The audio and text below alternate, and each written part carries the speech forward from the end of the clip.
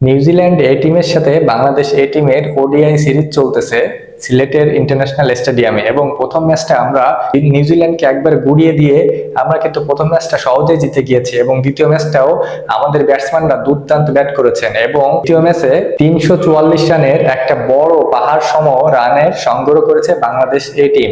এবং এই 344 রান সংগ্রহেতে সবচেয়ে গুরুত্বপূর্ণ রোল পালন করছে এই টিমের ক্যাপ্টেন নুরুল হাসান সোহান এবং মাহিদুল ইসলাম অঙ্কন। তারা দুইজনই সেঞ্চুরি করেছেন। নুরুল হাসান সোহান 92 বলে সেঞ্চুরি করেছেন এবং তার এই সেঞ্চুরিতে ছিল 7টা 4 এবং 7টা বড় বড় 6-এর মার। দুর্দান্ত খেলেছেন নুরুল হাসান সোহান এবং তিনি শেষ পর্যন্ত 101 বলে 112 রানের একটা দুর্দান্ত ক্যামিও খেলেন। এবং মাহিদুল ইসলাম অঙ্কনও দারুণ ব্যাট করেছেন।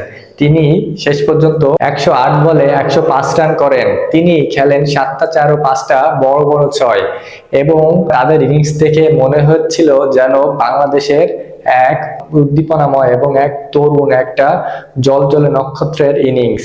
এবং মাহিদুল ইসলাম অঙ্কনের বিশেষ করে তার ইনিংসটা দুর্দান্ত লেগেছে আমার কাছে।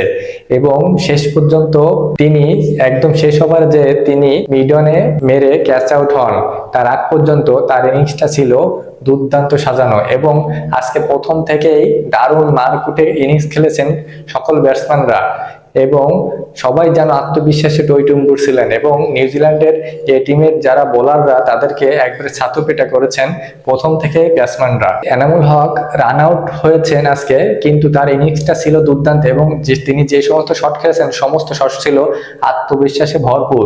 এবং ওপেন করতে নামা মোহাম্মদ নাইম শেখও দুর্দান্ত খেলেছেন।